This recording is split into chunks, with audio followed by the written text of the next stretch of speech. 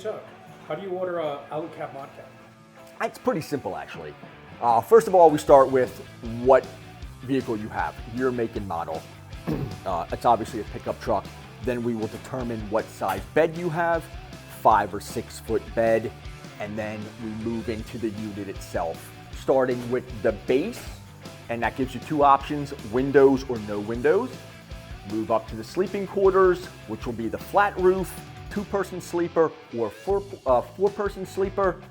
Then once we establish that, we move into the goodies like power, heating, awnings, screens, water tanks, just the huge list that you can pick from to customize it to make it what you want. Typically, the shadow awning is extremely popular. It just keeps you in the shade. That's a very popular one. The mosquito nets, so when you have the side doors or the rear door open, you don't get bugs and stuff coming inside. That's popular. The lock covers, especially where we are in the Northeast, kind of like the Rust Belt, it kind of keeps the salt and just the grime out so they don't gum up and just prolong their life. Those are probably some of the bigger ones. I mean, if you want to go like really next level, then you have the Dickinson propane heater.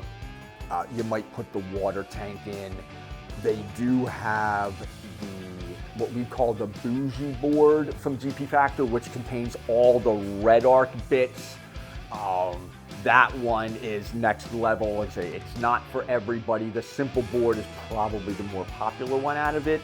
So there's solar, which then we will put on the roof. We can run a dual battery in the back with a red arc DC-DC charger. The Alpha 50 is typically what we use.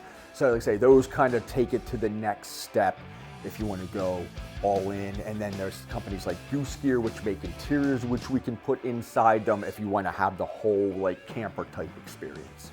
I mean, you can do it online.